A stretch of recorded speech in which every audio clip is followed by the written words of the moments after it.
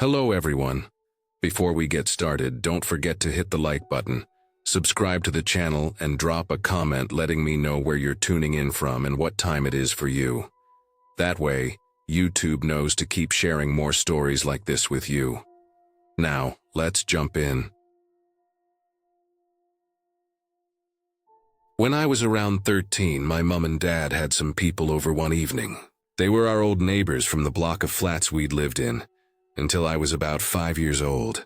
I remember it was one of those normal nights where the house felt warm and alive, with the sound of grown-ups talking, the clinking of glasses, and the low hum of laughter coming from the living room. I'd been told to head off to bed early since it was a school night. I wasn't tired, though, and I could still hear every sound drifting up through the thin walls of our house. The voices came through in pieces, rising and falling as the conversation carried on, mixed with the faint sound of the television my dad had turned off earlier. At first, I wasn't really listening. I was lying in bed, half bored, half lost in my own thoughts. But then, over the muffled chatter, I caught something that made my ears perk up. The woman, our old neighbor, said something that made my stomach twist a little, even though I didn't really understand why at first. I heard her say my name. Then I heard her say something like, "Hey, do you remember when he used to say there was someone in his room?" I remember lying completely still. My mind started racing because I didn't remember ever saying that. I couldn't recall anything about thinking there was someone in my room, but she kept talking and I could make out bits and pieces. She said something about a family that had moved into the flat above, and how their little boy, just 3 years old, had started saying the same thing, talking about someone being in his room at night. It gave me this strange feeling I couldn't shake off. It wasn't fear exactly, just confusion mixed with this weird unease that crept up on me, the longer I lay there thinking about it.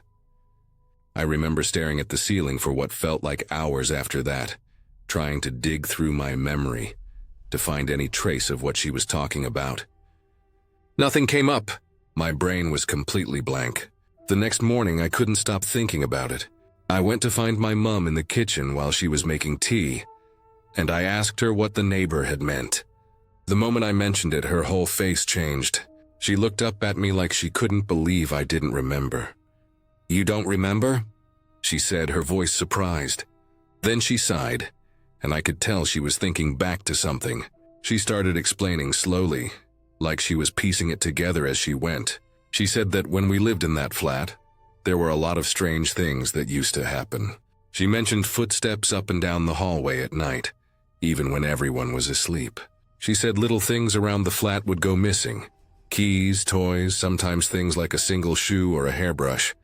And then they'd turn up days later in strange places. I just stood there listening quietly. I didn't know what to say. The more she described, the heavier the air in the room seemed to feel. She said the last thing that happened was the moment she finally lost her patience. She told me that one afternoon, she had been listening to a record while cleaning. The record had started to slow down, like something was pressing against it. Softly at first, then more firmly until it completely stopped. She thought the turntable was broken, but when she checked it, it was fine. It was like something invisible was just holding it still. She said she just snapped, shouted out in frustration, and told whatever it was to leave us alone. And then, as soon as she said that, the record started spinning again, completely normal. After that, she said, nothing strange ever happened again. I remember feeling a chill crawl down my back while she told me this. It wasn't fear of ghosts or anything like that. It was more the thought that something like that had happened around me, and I didn't remember any of it. It was like there was a piece of my childhood missing. A section that had been quietly erased. That night I lay awake thinking about it. I tried to picture that old flat, every corner of it, every shadow I could recall. The long hallway that always smelled faintly of damp concrete. The creaky floor near the kitchen. The way the light from the street lamps outside painted orange lines on the walls through the blinds. I could remember playing on the floor of my room with my toy cars. I could remember the sound of my dad's footsteps coming down the hall, the smell of my mum's cooking. But nothing strange. No footsteps that shouldn't have been there. No voices. Nothing. I started to wonder if maybe kids just forget things. Maybe I really had complained about someone in my room, but it was just something I made up in my head. Maybe I dreamed it. I knew how imagination worked when you were that young. Everything felt more real than it should have. But what unsettled me most was what the neighbor had said about that new family. The fact that their son, who was only 3, was saying the same things I supposedly had. That part wouldn't leave my mind. Over the next few days, it kept popping into my head. I started thinking about how weird old buildings could be.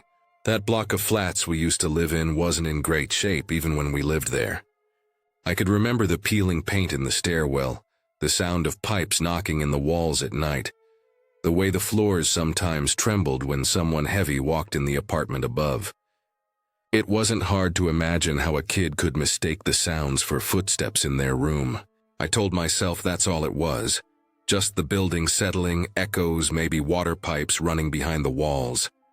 But then I started to think about my mum's story about the record. That was the part that didn't fit neatly into a simple explanation. Still, I didn't want to think of it as something paranormal. I didn't like the idea of ghosts, and even at 13, I was already pretty skeptical of stuff like that.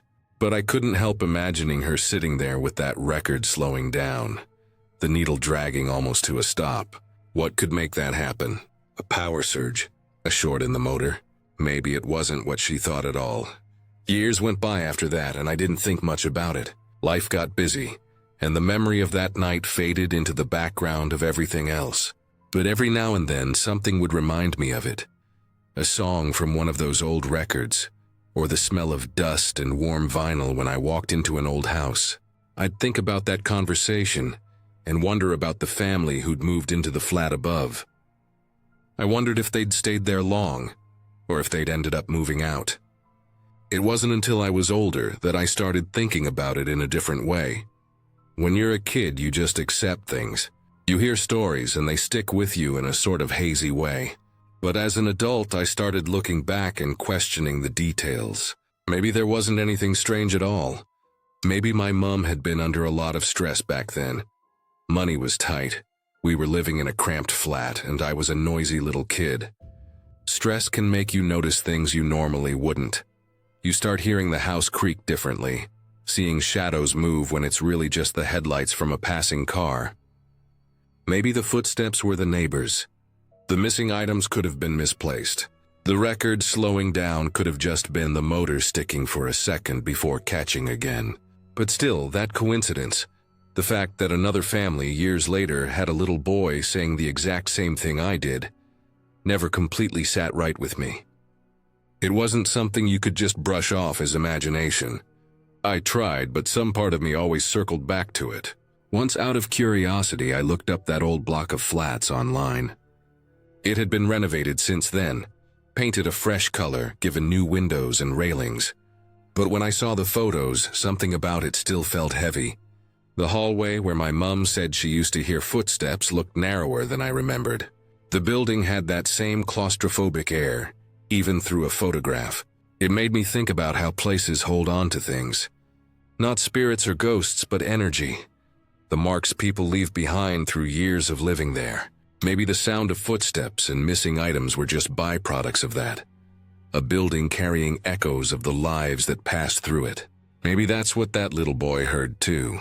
Even though I never experienced anything like that again, the thought of it stayed with me. Sometimes I'd wake up at night to a noise in my own home, pipes ticking, floorboards settling, and my mind would drift back to that conversation I'd overheard as a kid.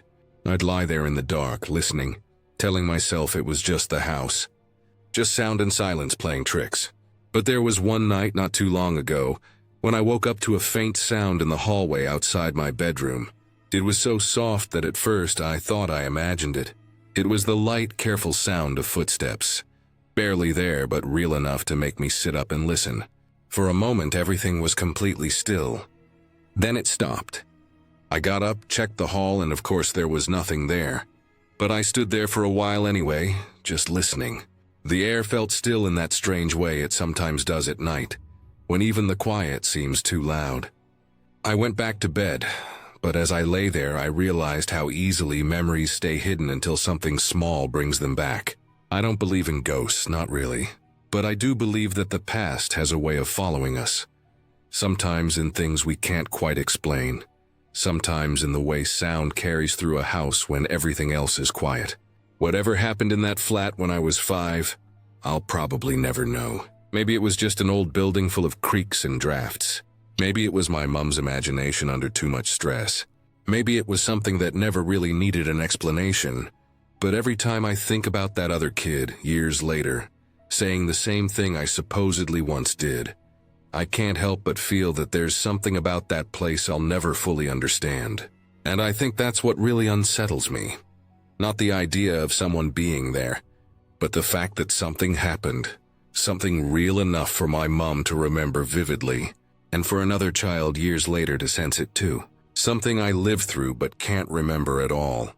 That gap in my memory, that missing piece of time, it feels like a shadow that never completely went away.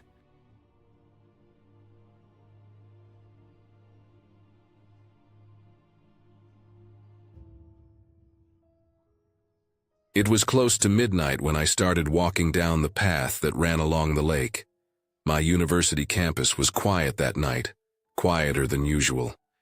It wasn't a place that ever really slept, but during exam season, people tended to stay indoors. The air had that cool, damp chill that settled in around late spring, and I could smell the faint sweetness of algae and wet earth drifting from the water. Streetlights lined the sidewalk, throwing yellow light on the path in uneven patches. Between each pool of light, there were long stretches of darkness where the only sounds were the soft hum of insects and the faint ripple of the lake brushing against the shore. The lake split the campus almost perfectly in half. On one side were the academic buildings, the library, and the student center. On the other were the dorms, recreation fields, and the woods that wrapped around the far edge of campus. Connecting the two sides was the bridge, long, slightly curved, with a wide wooden gazebo sitting right in the middle of it. It was a nice spot during the day. People went there to study, eat lunch, or take pictures when the sun hit the water just right. At night, though, it had an entirely different feel. The lamps on the bridge barely lit the way, and the reflection of the gazebo in the still black water looked distorted, like something was hiding beneath the surface. I was heading back to my dorm after a late study session at the library. My backpack felt heavy on my shoulders, filled with notebooks and my laptop, and the strap kept cutting into my collarbone with each step. The walk wasn't long, maybe 10 minutes at most, but the silence made it feel stretched out. I pulled my hoodie tighter and kept my eyes on the narrow line of light from the next street lamp ahead. As I got closer to the bridge, I noticed movement on the far end. Just a shape at first, faint and half-lit. It was someone walking across the bridge coming in my direction. I could tell they were wearing a hoodie, light gray or maybe white with the hood pulled up. The person's hands were in their pockets, head slightly bowed, walking at a steady pace. I didn't think much of it. Students walked that route all the time, even late at night. Maybe they were heading to the library, maybe back from a friend's dorm. The figure didn't stand out in any way. Still, for some reason, I remember how my eyes lingered on them longer than usual. Maybe because of the way the fabric caught the dim light, or because there was no one else around. I kept walking, watching my breath form small clouds in the cool air. The gravel crunched faintly under my shoes as I moved along the sidewalk that ran parallel to the lake's edge. The bridge was still a short distance ahead of me, and the figure in the hoodie was crossing the first section, the one leading to the gazebo in the center. They were walking straight toward the spot where the sidewalk met the bridge on my side. There was a large tree just before that junction, a thick old oak with twisted branches that hung out toward the water. It had been there for as long as anyone could remember, older than the campus itself, or at least that's what people said. Its roots had lifted parts of the sidewalk, making the ground uneven in that area. When I passed it, the tree completely blocked my line of sight to the bridge for a few seconds. I remember the soft sound of the leaves shifting overhead, even though there wasn't much wind. When I came out from behind the tree and looked back toward the bridge, the figure was gone. At first I thought maybe they'd stepped to the side or paused under the gazebo. But I looked, really looked, and there was no one. The bridge was completely empty from end to end. The lamps cast their same dim yellow glow over the wooden planks and railings, but there wasn't a single person in sight. The reflection of the gazebo rippled gently on the black surface of the water, but the figure had vanished as if they'd never been there. I stopped walking. My shoes scuffed against the pavement and the sound seemed louder than it should have been. I glanced down the length of the bridge again, scanning both sides. I thought maybe the person had turned around when I was behind the tree, but that didn't make sense. Even if they had turned and walked back toward the island gazebo, I would have still seen them. The bridge wasn't that long, and the lamps gave off just enough light to make out shapes all the way to the middle. The figure had been only about 40 or 50 feet away from me when I lost sight of them. There was no way they could have disappeared that fast. I felt my stomach tighten. The air suddenly felt heavier, colder somehow, and the water beside me seemed unnaturally still. I tried to tell myself there was a reasonable explanation. Maybe they had stepped down to the lower walkway that ran beneath the main part of the bridge, but that didn't add up either. I knew the structure well. There was no lower level, no path under the bridge except the water itself. If they had somehow climbed down, I would have heard the sound of footsteps or splashing. There was nothing. Just silence. I turned my eyes back toward the gazebo in the middle of the bridge. The faint light reflecting off its railings flickered as the water moved, making the structure seem to shift slightly in the darkness. I stared for a while, half expecting to see some movement, the flicker of a sleeve, the hint of someone standing still in the shadows. But nothing happened. It was just me and the soft lapping of water against the posts. I forced myself to keep walking. My heart was beating faster than it should have been, and every sound seemed magnified. The creak of the wooden boards beneath my feet when I stepped onto the bridge, the whisper of wind moving through the trees behind me, the low hum of a distant light. I crossed quickly, trying not to look down into the water. When I reached the gazebo, I paused for just a second. The air there felt strange, not cold exactly, but still and heavy, like the moment before a storm. I didn't linger. I crossed the rest of the bridge and made it to the dorm side without looking back. That night when I lay in bed, I replayed it over and over in my head. I couldn't make sense of it. There was nowhere for that person to go. I even got up and pulled out my laptop, looking up old maps of the campus to see if there was any hidden access point or staircase near the gazebo. There wasn't. The bridge was a simple structure, a straight path from one side of the lake to the other, with only the island in the middle. The more I thought about it, the more it unsettled me. I hadn't imagined it. I was certain of that. The figure had been clear, real. The way the hood had caught the light. The way their steps matched the rhythm of mine as they crossed toward me. Then they were gone. For weeks after that, I avoided walking that way at night. I took the longer route around the lake, even though it added nearly 20 minutes to my walk. Sometimes, though, I'd still find myself glancing across the water from a distance. The bridge always looked the same, quiet and harmless under the lamplight, but I couldn't shake the image of that hooded figure simply disappearing into nothing. About a year later, I was sitting with a friend in the campus cafe. He had been studying abroad the year before, so we were catching up. It was early evening, and the sun was starting to set, the lake visible through the window beside us. I don't remember what we were talking about exactly, but at some point, the bridge came up. I almost didn't mention it. It felt silly, like one of those half-formed memories that only seem strange in hindsight. But something about the empty look of the bridge outside made me bring it up. Before I could even get far into describing what I saw, he interrupted me with a look I'll never forget. He said something about how, during his freshman year, He'd seen a person in a hoodie vanish on that same bridge. I didn't know how to react at first. I hadn't told anyone about what I'd seen, and I'd never mentioned any details, not even the color of the hoodie. But what he described matched exactly: the light gray or white hoodie, the figure walking across the section leading to the gazebo, the way they just disappeared. Hearing him say that hit me in a way I didn't expect.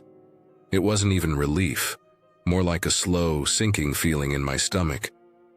I realized it hadn't just been me imagining things or mistaking shadows for movement. Someone else had seen the same thing in the same place. I tried not to think about what that meant, but from that day forward, I could never walk across that bridge alone again. Even in broad daylight, I felt uneasy on it, always half expecting to glance up and see that same gray hood moving silently across the planks. Years later, long after I'd graduated, I came back to visit the campus. The lake looked smaller somehow, the trees less dense than I remembered. The bridge was still there, though. The gazebo in the middle had been repainted, its wood a fresh, light color that looked almost too clean against the dark water. I walked up to it slowly, listening to the boards creak under my weight, and I looked out at the reflection of the gazebo in the still water. Everything was calm, almost peaceful, but there was something about that silence that didn't feel right. It was the same silence I remembered from that night, the kind that sits heavy in your chest and makes you aware of how alone you are. I stood there for a while, watching the faint ripples on the surface, trying to find some explanation that made sense after all those years. Maybe it was a trick of light. Maybe the figure had slipped away faster than I thought, and my mind just filled in the gaps wrong. Maybe both of us, me and my friend, had caught the same illusion at different times. But even as I tried to convince myself of that, something deep down refused to believe it.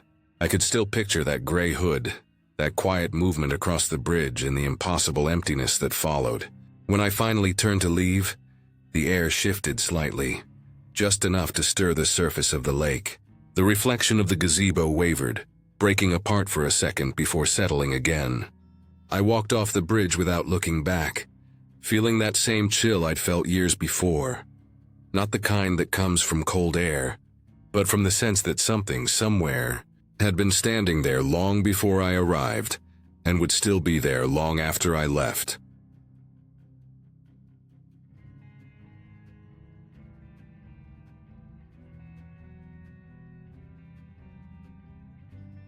When my wife and I bought our first house in February of 2010, it felt like the start of a new chapter in our lives. We'd been renting for years, saving and waiting for the right place to come along. And when we finally found this one, it felt like it was meant for us. It sat at the end of a quiet cul-de-sac, a two-story home with light blue siding and a big oak tree in the front yard. The kind of house that just looked peaceful. It had everything we wanted: 3 bedrooms, a small office space, a kitchen that opened into the living room, and a backyard big enough for summer barbecues. I remember walking through it for the first time, already imagining our furniture inside, hearing my wife laugh in the kitchen. We fell in love with it immediately. The first month was great. It was all about painting, decorating, and making it feel like ours. My wife handled most of the colors. She had a better eye for it than I did. And I focused on fixing small things, tightening cabinet doors, hanging shelves, setting up my office upstairs. Every day after work, I'd come home and there'd be some new little thing done, and it made me happy seeing how much effort we were both putting in. The place really did feel like a home, not just a house. Then little things started happening. At first, I didn't think much of it. I'd notice small objects moved. A screwdriver I left on my office desk would end up on the floor of the guest room. A folded towel from the bathroom would be draped over the banister. Or a coffee mug from the drying rack would show up on the counter. I figured my wife was just moving things around and forgetting. We were still unpacking, still getting used to where everything went. The creaking started next. It was subtle at first, just soft pops in the floorboards upstairs. or the faint sound of wood shifting late at night. It didn't seem strange. Most new houses settle a bit, or so I told myself. The sounds were random, but nothing about them screamed danger. I'd hear them and shrug, maybe roll over in bed too tired to care. But over the next few weeks they got louder, sharper. Sometimes I'd hear what sounded like footsteps, slow and careful, above us when we were in the living room. Other times it was a quick single thump that made both of us look up. I tried not to show it, but it started to get under my skin. One evening, about a month after moving in, we were in the kitchen making dinner. The smell of onions and garlic filled the room, and my wife was humming to herself while chopping vegetables. The stairs were just a few feet away from the kitchen entrance, so any sound from upstairs was clearly audible. I had the faucet running, rinsing off some utensils when I turned off the water. In that sudden silence, we both heard it, a short, dry cough from somewhere above us. It wasn't the kind of sound you could mistake for pipes or the house settling. It was unmistakably human, soft but real. I froze. My first instinct was to tell myself I imagined it, but the look on my wife's face told me she heard it too. Her eyes went wide, the color drained from her face, and her hand stopped mid-motion over the cutting board. I could feel the blood rush out of my own face. We didn't have kids. No one else lived with us. The windows were shut, the doors locked, and the TV was off. There was no reason for anyone to be upstairs. But there it was, a cough. A human sound. My heart was pounding so hard I could feel it in my throat. I didn't know what to do, but I knew I had to do something. My first thought was that maybe someone had broken in. Maybe a burglar, or some stranger who'd slipped in when we were outside earlier that day. I grabbed the sharpest knife I could find from the block on the counter and started toward the stairs. My hands were trembling so badly I could barely hold the handle steady. My wife's voice was low and shaking as she called the police from her cell phone, whispering into it, saying we thought someone might be in our house. I stopped at the bottom of the stairs and listened. The house was quiet, the kind of quiet that feels thick, like even the air stops moving. Then from somewhere above came a long, heavy creak. It sounded just like the ones we'd been hearing for weeks, but now that I knew something was wrong, it hit differently. It was deliberate, like someone shifting their weight, trying to move quietly. The police arrived fast, maybe 5 minutes, but it felt like 20. 2 officers showed up, guns drawn, and one of them motioned for me to stay back while he started up the stairs. Every step made that same long creak, the sound echoing through the house. I followed him, my heart hammering so loud I could barely hear his footsteps. The air upstairs felt different, colder somehow. They cleared the first bedroom, nothing. The guest room was empty too. The small half bath had no one in it. Finally, we reached my office. I'd left my computer on that morning, and its screen was still glowing faintly. The officer checked the closet, then under the desk. Nothing. The tension started to ease. I felt stupid, embarrassed for wasting their time. I was ready to apologize when it happened. A sharp, heavy creak came from directly above us. I remember how my stomach dropped. My office had an attic access built into the closet ceiling, one of those pull-down ladders. The officer looked up at it, then at me.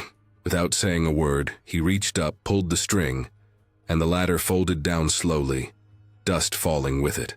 The sound it made was loud in the silence. He pointed his flashlight into the opening, gun raised, and climbed the first few steps. What he saw up there changed the way I looked at my home forever. There, in the beam of the flashlight, was a man. He looked to be in his 40s, his clothes filthy and torn, his face pale and unshaven. He was kneeling, staring straight at the light, motionless. His eyes looked wild, like an animal caught in headlights. The officer shouted at him to come down and put his hands up, and the man slowly climbed down, not saying a word. He didn't resist. He didn't even look at us, just kept his head down as they handcuffed him and led him outside.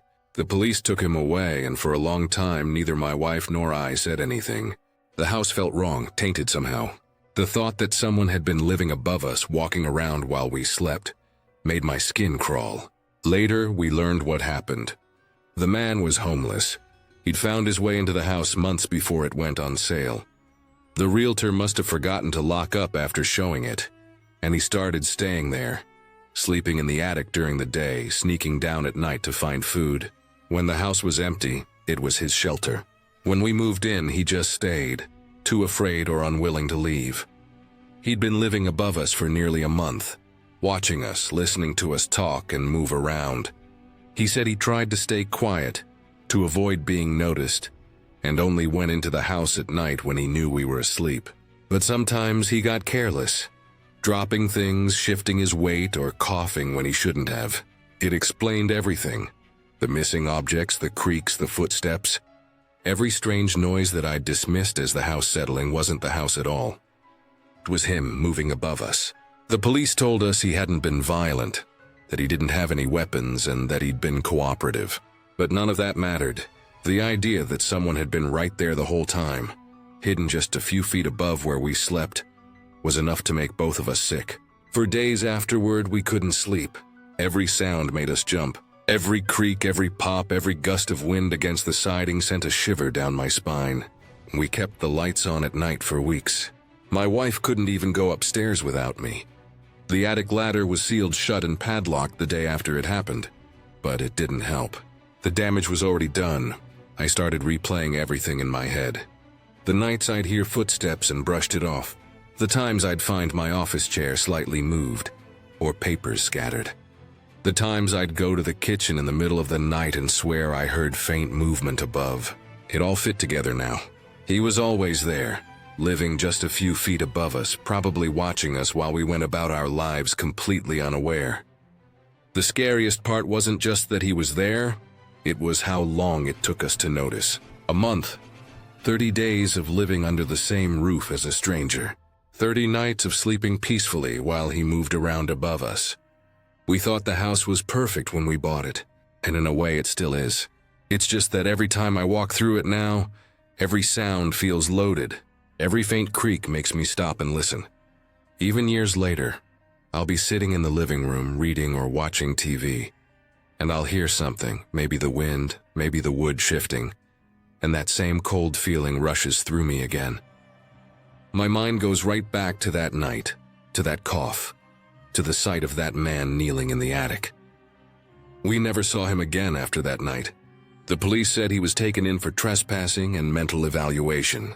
They didn't give us many details beyond that, and honestly, I didn't want them.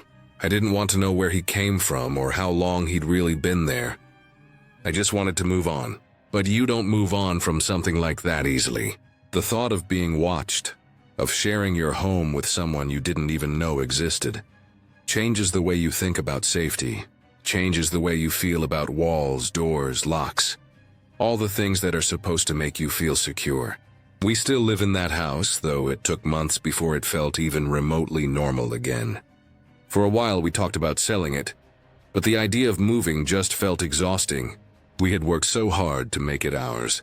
But even now, years later, there's a weight that never really left. My wife still can't stand being home alone.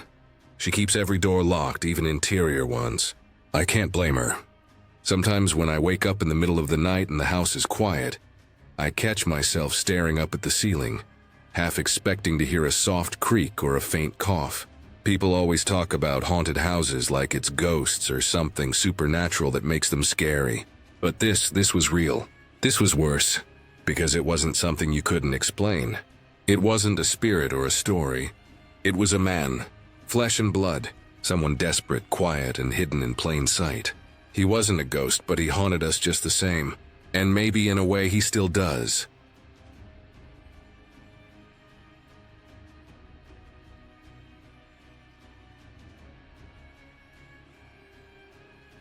I've always been the kind of kid who loved sleeping more than anything else.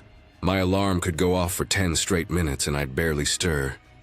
My dad had this routine he did every morning when I refused to wake up. First, he'd come into my room quietly and put his hand on my shoulder. He'd shake me a little and wait for me to mumble something like 5 more minutes.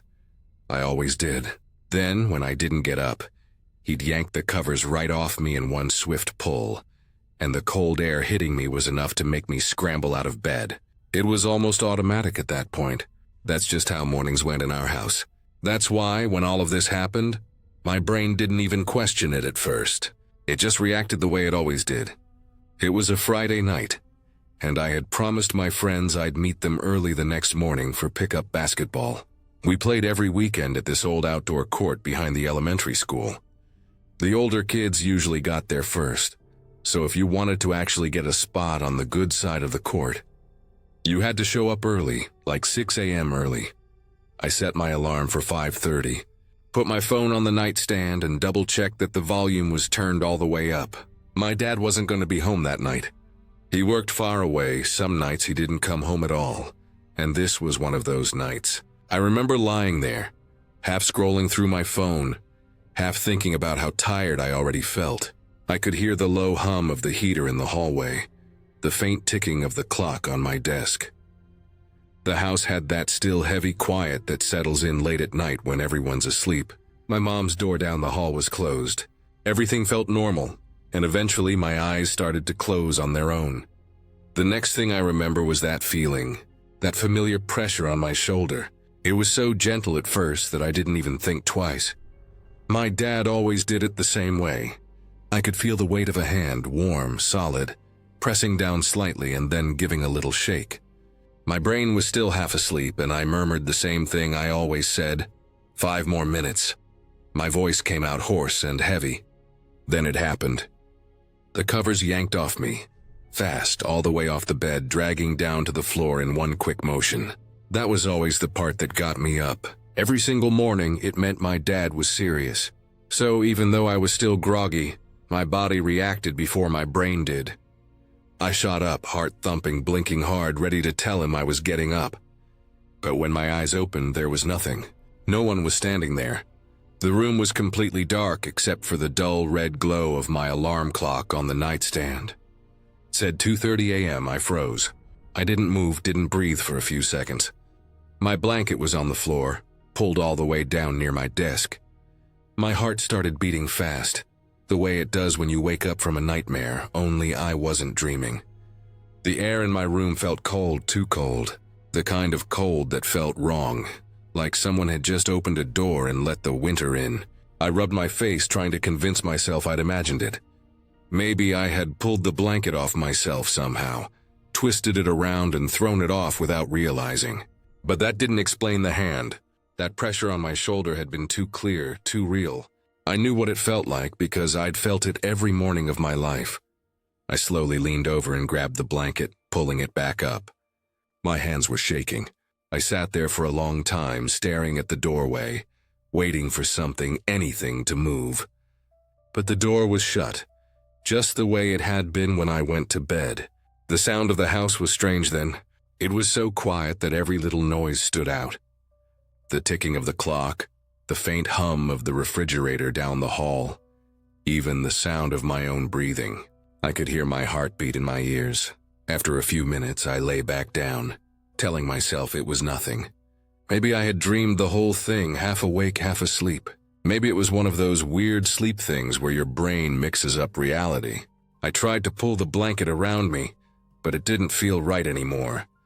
The comfort I usually felt was gone. I stared at the red numbers on my clock until my eyes burned. I don't know how long I stayed awake, but at some point, exhaustion won. When I woke up again, sunlight was seeping through the blinds.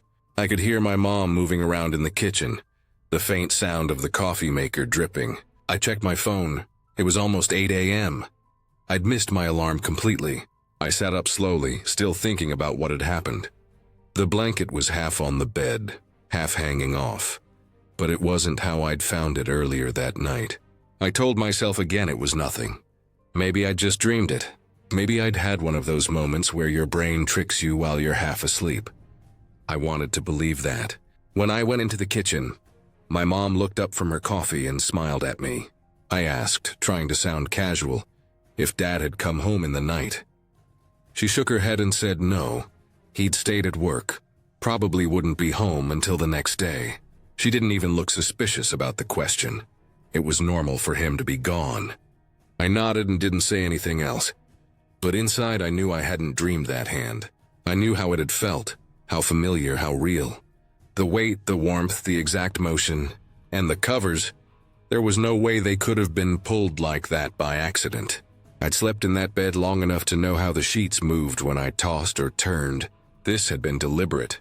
The rest of that day felt strange. Everything looked normal, but I kept catching myself glancing at my room like something about it was off. When I went to bed that night, I double-checked the door, made sure it was shut tight, even pushed my dresser a little closer to it. I told myself I was being ridiculous, but I still did it. Sleep didn't come easy. Every little sound made me tense up. The creak of the wood under the house, the faint noise of the heater turning on and off. I kept expecting to feel that hand again. I didn't. Not that night or the nights after, but the memory stayed. Over the next few weeks, I tried to rationalize it. Maybe it was a dream. Maybe it was something called sleep paralysis, though that didn't fit because I'd moved. I'd sat up. Or maybe it was just a mix of half-awake confusion. I wanted it to be something like that. I needed it to be. But here's what still gets me. The habit I had. The way I reacted instantly. The way my brain switched to that automatic "I'm up" response. That reaction came from hundreds of mornings of the same routine. My body recognized that exact movement, that exact feeling before my mind even did. And that night when I felt it, I didn't hesitate. I knew exactly what it was. I knew it wasn't a dream. Now, every time I set my alarm and turn off the light, I find myself thinking about that night. I can still remember how heavy that hand felt, how the blanket slid away in one clean pull, how the air felt afterward, empty, cold, quiet. I never told my mom about it. I didn't tell my dad either. What could I even say? Sometimes I wake up in the middle of the night now, heart racing, not because something touched me, but because I'm waiting for it to. I lie still, eyes open in the dark, feeling for any weight on my shoulder, listening for the sound of fabric sliding away. It hasn't happened again, but it doesn't feel over either. It's not that I think there's something supernatural about it. I don't believe in ghosts or anything like that, but I do believe in instincts. And mine tells me something real was in that room with me that night. Maybe it was someone who wasn't supposed to be there. Maybe I'll never know. What I do know is that I don't sleep as deeply anymore.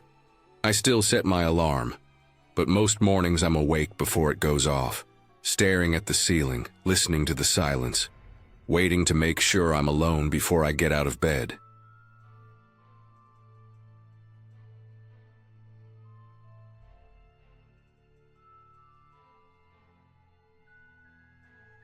I grew up hearing bits and pieces of old family stories, the kind that came out when the adults were drinking coffee late at night or sitting around a fire after the chores were done.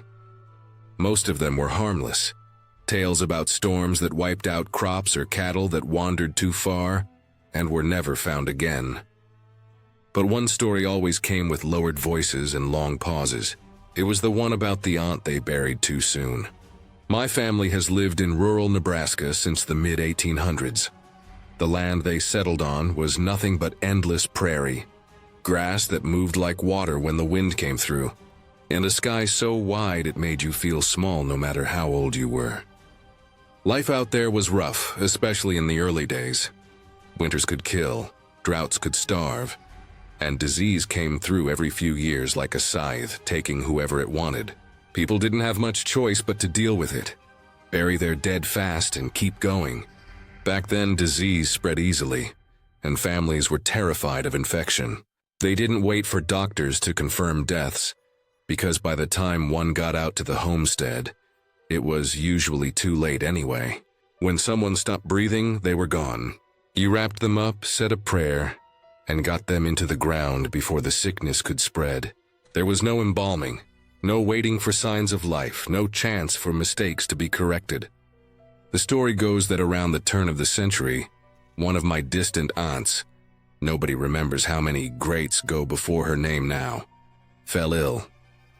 She was young, not more than 20, and had been a strong girl before whatever sickness hit the family. Some said it was diphtheria, others said scarlet fever, but it doesn't really matter. She caught it, and within a week she was too weak to get out of bed. They said she slipped into a kind of deep sleep, shallow breathing, unresponsive, pale.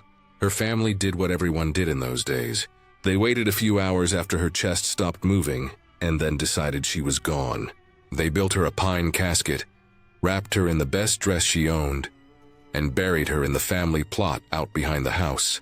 The cemetery was small back then, just a fenced patch on a rise above the fields. A dozen or so simple headstones made from local stone.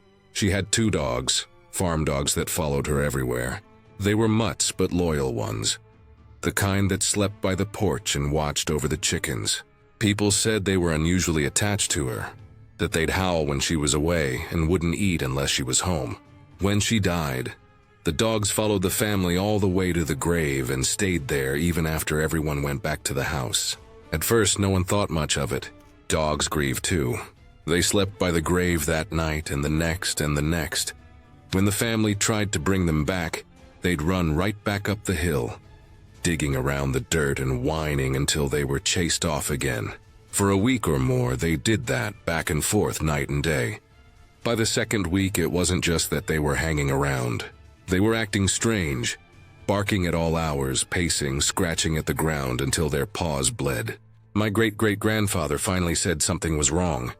He thought maybe a coyote had gotten in and was burying food near the grave. Or maybe something about the way the ground settled was making the dogs restless.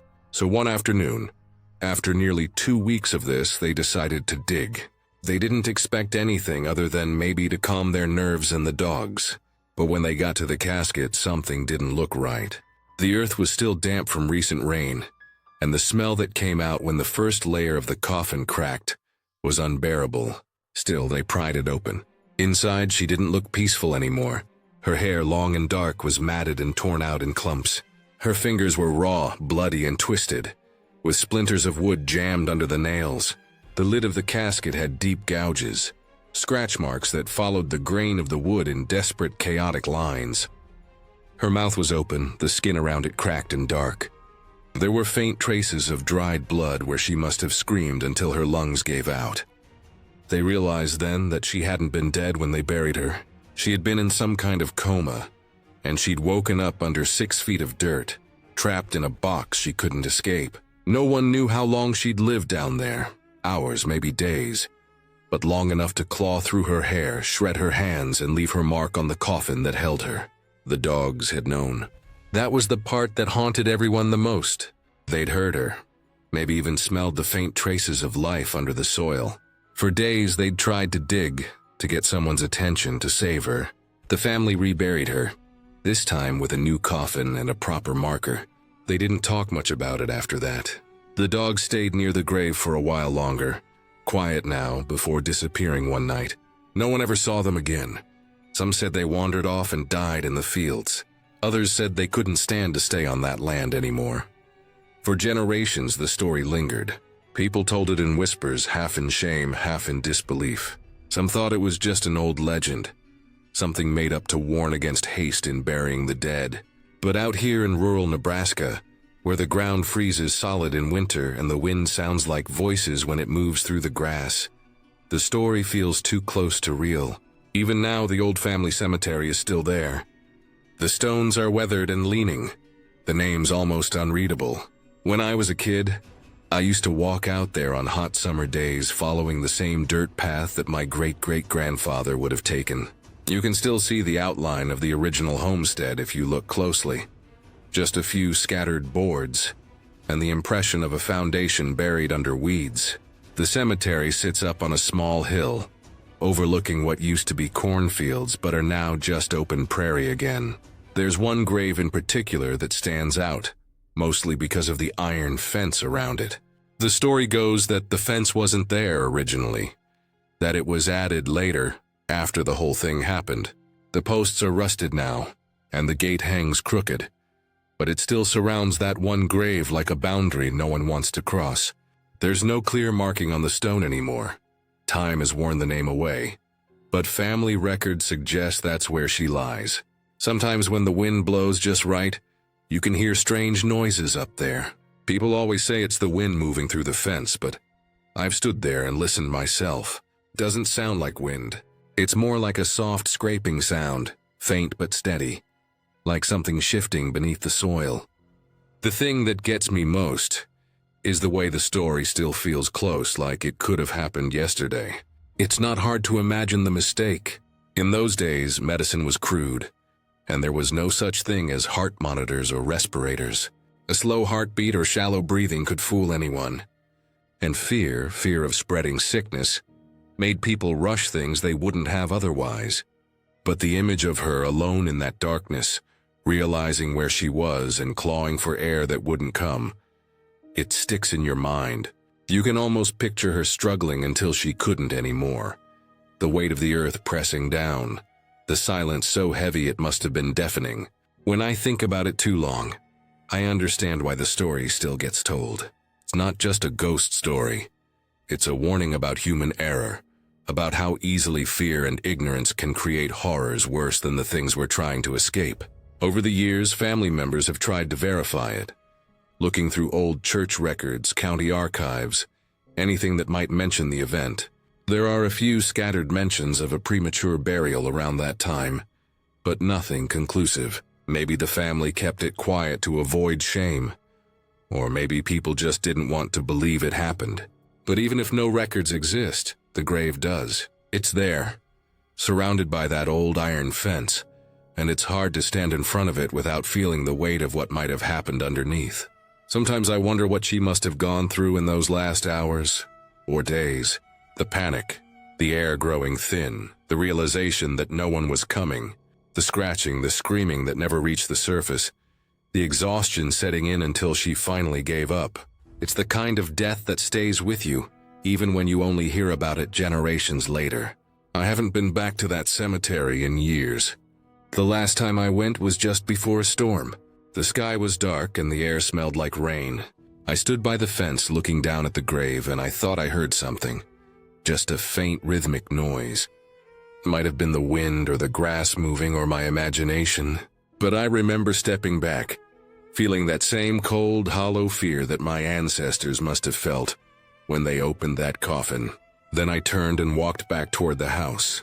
The prairie stretched out wide and silent behind me, and for a moment, I understood why some stories never fade. They aren't legends. They're memories too terrible to forget.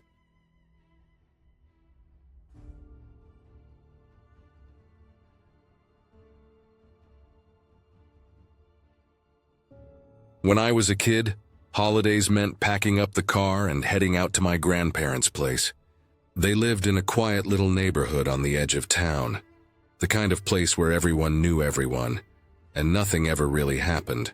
It always smelled like pine and wood smoke in the winter, and the houses were old, built close together, each with their own small yards and gardens. My grandparents' house was a single-story place with faded white paint and a porch swing that creaked when the wind blew. Just 2 houses down was my aunt's place, which looked almost identical except for her bright red shutters.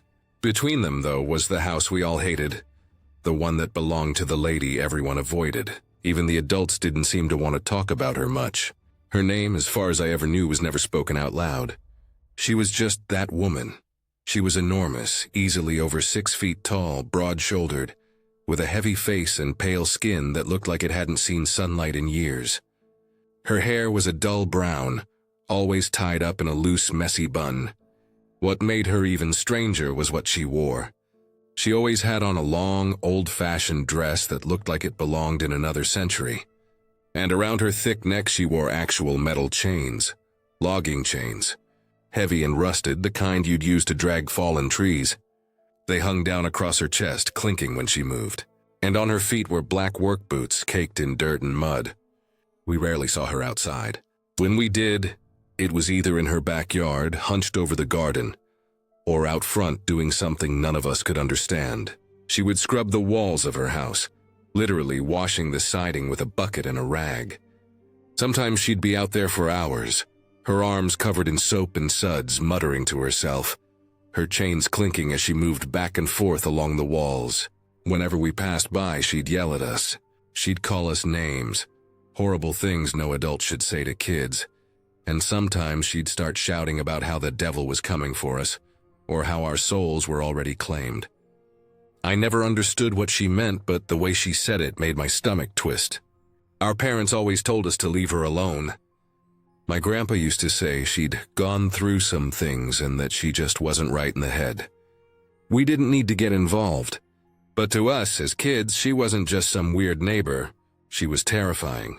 Whenever we had to go from my grandparents' house to my aunt's, we would run.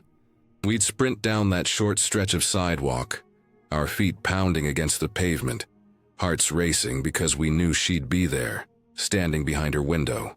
You could see her sometimes, just barely. Her big shape behind the glass, her face pressed against it, watching. Even during the day, that house gave me chills. The curtains were always closed except for a small crack, just enough for her to see out. The paint was peeling.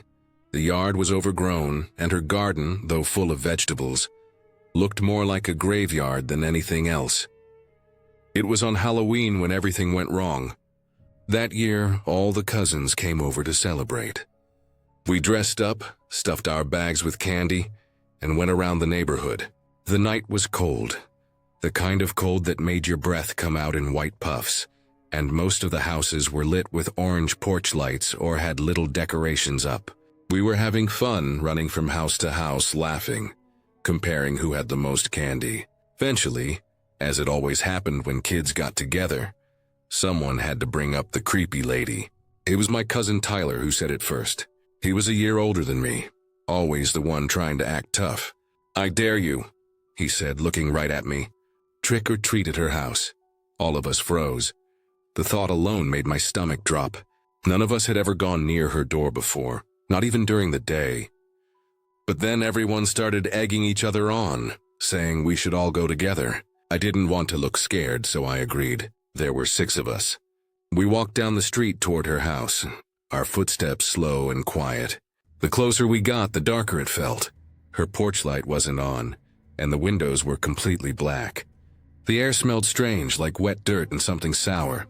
The garden beds along her walkway were tall and uneven, piled high with dark soil. We hesitated at the edge of her yard. I remember how quiet it got. You could hear the wind whistling through the trees, a dog barking somewhere far away. Then finally one of us, Tyler again, reached up and pressed the doorbell. The sound it made was low and broken, like it hadn't been used in years. A few seconds passed. Nothing happened. Then suddenly we heard noise inside the house. Loud thuds, the sound of something heavy moving and what might have been doors slamming. It echoed strangely, like it was happening deep in the ground instead of inside the house. The noise kept getting closer. The door flew open. She was standing there, filling the doorway. The light from inside was dim, but I saw it clear as day. Her big frame, her chains glinting, her boots muddy, her dress covered in dark stains. And in her hands she was holding a head. A human head. Its hair was matted and bloody. The eyes were open. The mouth hung slack. I didn't even process what I was seeing at first. Then my brain caught up and I started screaming. All of us did. We dropped our candy bags and ran as fast as we could, our shoes slapping against the pavement, hearts pounding so hard it hurt. I didn't look back once. When we got to my grandparents' porch, we burst inside, crying and shaking. The adults were furious.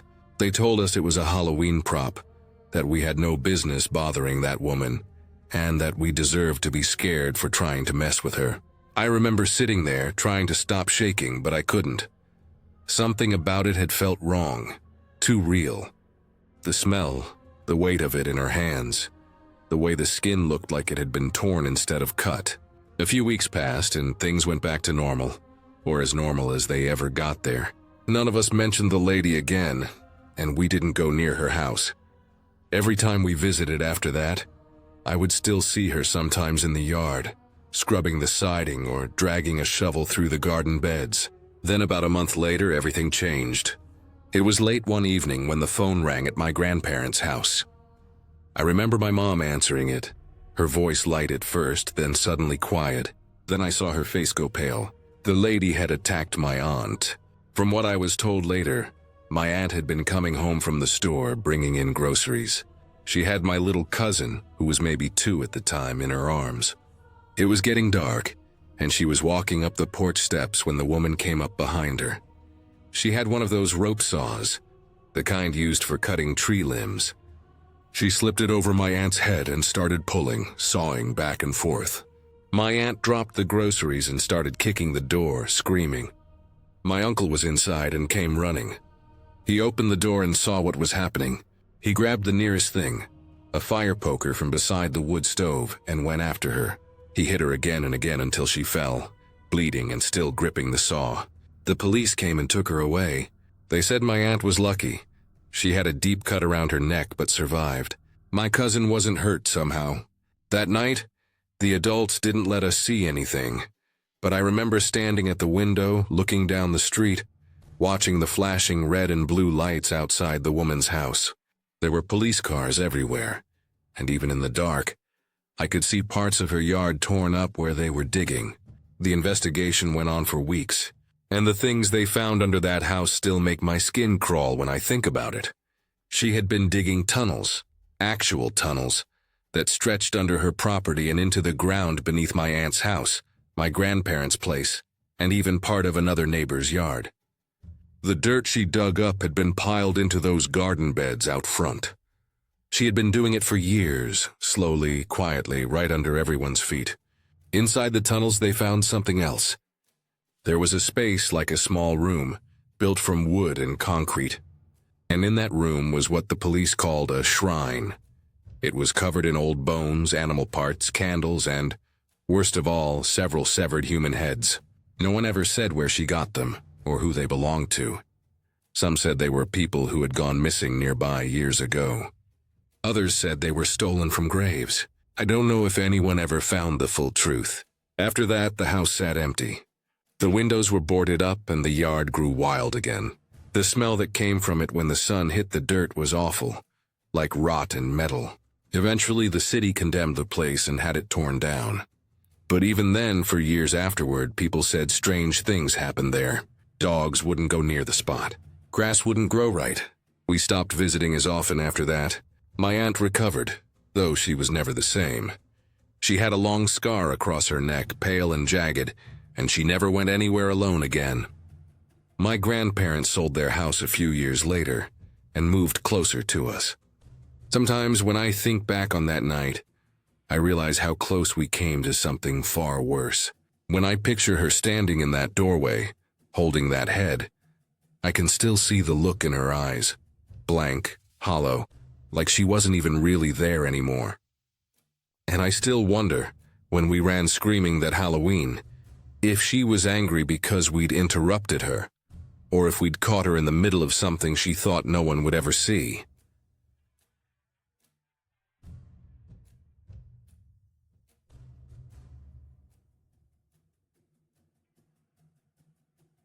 I still remember that night like it was burned into the back of my mind. I was maybe 7 or 8 years old, small enough that the couch cushions still felt huge beneath me, but old enough to feel proud that my parents let me stay up late on weekends. Those nights were my favorite thing in the world. The house would be dark and quiet, the only light coming from the flickering television. My parents would go to bed. The air would settle into that deep nighttime stillness, and I'd stay there under a blanket, half watching cartoons and half drifting in and out of sleep. It felt safe, the kind of comfort only a kid feels when they know their parents are asleep in the next room, and everything outside the house is someone else's problem. That night was no different at first. I remember the faint hum of the old box fan in the corner, the faint static from the TV, the low golden glow of the lamp next to the couch. The clock on the wall ticked softly. I was half asleep, that weird place between a dream and being awake, when I heard it, the slow creaking sound of the porch swing moving outside. It wasn't loud, just a steady rhythmic noise that stood out against the stillness. It wasn't windy. There were no crickets, no rain, just that soft squeaking of metal chains rubbing against old wood. At first I thought it was my imagination. The swing sometimes moved when the wind blew just right, but there was no wind that night. I remember staring at the ceiling for a minute, frozen, trying to decide if I should check or just cover my head and pretend I hadn't heard anything. The sound didn't stop. Back and forth, back and forth. It was too slow, too heavy, like someone was sitting there and giving it a push with their feet. My heart started to pound. I was scared, but I also wanted to see. Curiosity does that to kids. It mixes with fear until you can't tell which one is stronger. I slid off the couch as quietly as I could, careful not to make the floor creak. The house smelled faintly of my mom's candles, that warm vanilla scent that always made me feel safe. But that night, even that smell didn't help. I crept toward the big bay window that faced the porch. The curtains were half open. I remember holding my breath as I leaned closer, just enough to peek outside. I saw her immediately. There was an old woman sitting on our porch swing. The porch light wasn't on, but the glow from the streetlight across the yard was enough to see her clearly. She was wearing a thin nightgown that clung to her like it was damp. Her skin looked pale and shiny in the light. Her hair was messy and gray, tangled and sticking to her face. But what froze me in place, what still plays in my mind when I think about it, was the dark red stains all over her gown and arms. She was covered in blood, and in her right hand she was holding a huge kitchen knife. For a long second I couldn't breathe. I didn't move. I just stood there staring, waiting for her to notice me. The swing creaked as she moved gently back and forth, her hand wrapped around that knife like it was the only thing keeping her grounded. I wanted to scream, but my voice wouldn't work. My chest hurt. Then she turned her head slightly, just enough that I saw the side of her face, and that was it. I ran. I bolted down the hallway toward my parents' bedroom so fast I almost fell. I remember the feeling of the carpet under my bare feet, how cold it felt. I burst into their room trying to say something, but all that came out were these broken gasps and noises. My dad sat up immediately, confused and annoyed, while my mom rubbed her eyes and asked what was wrong. I tried to speak, but I couldn't form words. It felt like my tongue didn't work. I just kept pointing toward the living room and crying. My dad looked frustrated. He thought I was just having a nightmare. I tried to tell him about the woman, about the knife, but my words came out in short bursts between sobs. He sighed, threw off the blanket, and told me I'd just had a bad dream. I remember him saying that exact thing before he swung his legs off the bed, like it was supposed to make everything normal again. But nothing felt normal. I kept shaking my head, saying it wasn't a dream, but he didn't believe me.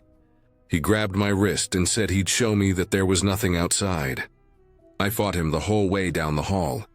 I remember my heels dragging against the carpet, my fingers gripping his arm, begging him to stop, even though my words came out jumbled. He was half asleep, irritated, muttering that I needed to stop making things up. But I wasn't making anything up. The closer we got to the living room, the louder my heartbeat felt in my chest. I wanted to yank free and run back, but he was stronger and kept pulling me forward. He reached the front door, still gripping my wrist. The house was dead silent except for the ticking clock. The TV screen had gone blue. I could still faintly hear it, the swing moving back and forth outside. He unlocked the door and pulled it open, ready to prove I was wrong. He barely got the words out. "See, there's nothing that..." Before he froze. I'll never forget the look on his face. His whole expression changed in an instant, from irritation to something I'd never seen in him before. Pure shock. He stopped talking. His mouth stayed open, his eyes locked on whatever was outside. I peeked around his arm and she was still there. She was standing now. The swing had stopped moving. The woman turned her head toward us, slow and deliberate. Her face looked pale and stretched, her hair clumped against her cheek, her hand still clutching the knife. She just stood there staring through the open doorway at us. My dad slammed the door so hard the whole frame shook. I stumbled backward, hit the wall behind me and slid to the floor. He locked the deadbolt, then ran to the bedroom yelling for my mom to call the police. She didn't even ask questions, just grabbed the phone and did it. My dad came back a few seconds later holding his shotgun. He cracked the front door open just enough to stick the barrel through, his voice steady but tight, telling her to stay where she was. I didn't see what happened next, but I remember his tone, controlled but tense, like he was forcing himself not to panic. He stayed there for a few seconds, then said she wasn't making sense. Later, my parents told me that she said something like, "Somebody killed my husband, but it wasn't me." My dad told her the police were coming. I remember hearing her voice outside, high-pitched and trembling, and then silence. When I peeked again, she was walking away down the street, her nightgown still soaked and shining under the streetlight.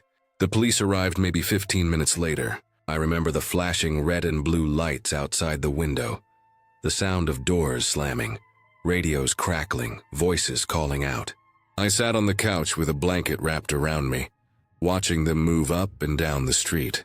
My mom stayed with me, her arm around my shoulder while my dad talked to one of the officers near the door. I remember the way the officer looked, his eyes serious, his face set in that calm, professional way that made me realize how real everything was. They found her not far from our house, trying to force her way into a neighbor's home. She didn't hurt anyone, but she had scared half the block. After they took her away, the house felt different. The porch light was left on all night. My dad double-checked the locks, then checked them again. My mom tried to get me to go back to sleep, but I couldn't. Every sound made me jump. The image of that woman sitting there on our swing, the way she turned her head, it replayed over and over every time I closed my eyes. I never slept in the living room again after that. I couldn't even look out those windows for a long time. My parents didn't like talking about it much. But a few days later, my dad told me he had warned my uncle next door when it happened. My uncle was the kind of guy who never took chances. He'd been sitting on his porch with his own shotgun waiting in case she came that way. He told my dad later that she did walk by, slow and quiet, but when she saw him sitting there, she kept moving. Years later, when I was old enough to understand more of what had happened, I asked my mom about it again. She said the police never came back to follow up, but she'd heard that the woman lived a few streets over. She had some kind of mental illness and had gone off her medication. That night, she'd gotten into a fight with her husband.